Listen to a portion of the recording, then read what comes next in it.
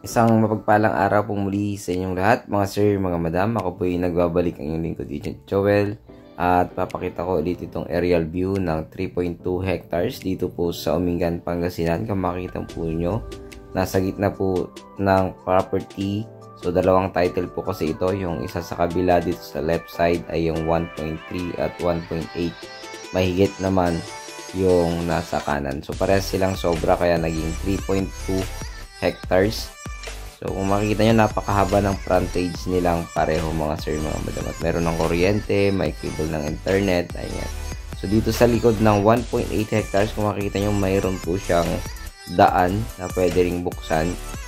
At the same time, ano yan hindi ko alam kung registered barangay road na po yan yung nasa likod. Pero dito sa corner lot niya, dito sa left side, ay meron na kasing mga kuryente, kaya registered na po yan. So, for sure, registered barangay road po yan, mga sir, mga madam. Pero itong nasa likod ay not sure. Hindi ko sigurado kasi sabi po ng kagawad dyan ay yan po ay private road ng may-ari dyan sa property dyan sa likod.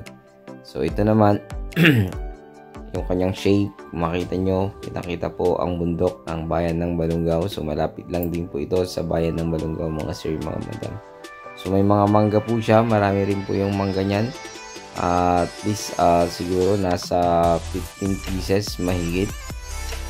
At meron mga tanim na kawayan. So itong nakatayo po dyan na bahay ay pamangkin po ng caretaker. So wala naman po magiging problema dahil tapos naman po usapan. Kung makikita nyo po, hindi na po sinaka ang property kasi talagang for sale na po siya. At kung makikita nyo, ayan, patag naman po siya. May kunting slope lamang dito sa 1.3 hectares dito sa papuntang mga kawayan. Ayan, so dyan po yung sinasabing stop paano ako mamaya.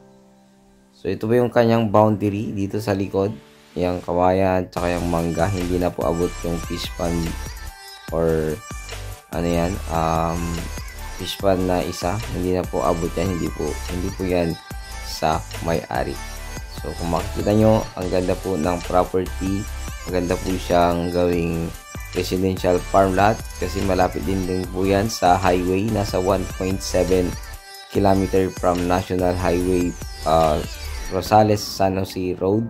So from Tiplex ito, napakalapit lang din po mga sir, mga don. 20 minutes below, nasa Tiplex exit ka na ng Rosales. From Manila, 2.5 hours. From town proper ng Balungaw, mas malapit po ito mga sir, mga madam.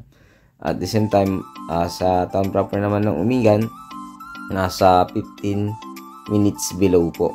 So, ayan. Ganyan po yung property. May mga tanim-tanim po siyang mga mangga. Tsaka may kunti-kunting milina sa harap sa may barangay road. So, asphalt road po ito mga sir, mga madam. Kung mapapansin nyo, ayan. Patag na patag po siya. Hindi po siya mataas. Hindi rin masyadong mababa. Naka-elevate or pantay sa simento or sa daan ng property. Ayan, hindi po kailangang magtabon. Ayan po, kung makapansin po ninyo, ang ganda ng property. So ito yung slope lang niya na konti. Yan, yung part na yan, slope konting-konti lang naman mga sir, mga madam. Medyo nagpababa lang ng konti. So ayan, mapakita ko po sa inyo. Ayan po, ganyan po yung pagbaba ng kanyang property. Ayan, yan lang po yung mas mababa. At all in all, naka-elevate na po or nakapantay po sa property. Ayan, so ayun, ulitin ko, bayan ng Umingan, Pangasinan, 32,000 mahigit square meter. So 6.5 million ang presyo po ng ating seller. So dalawang title, pangalan po ng kanilang mga magulang. So kailangan po ng extrajudicial settlement dahil patay na rin po ang kanilang mga magulang. So meron po silang spokesperson o SPA sa negotiation.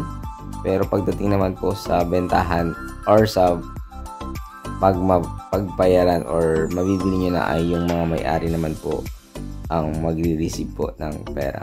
Kasi nasa abroad po sila mga sir, mga madam.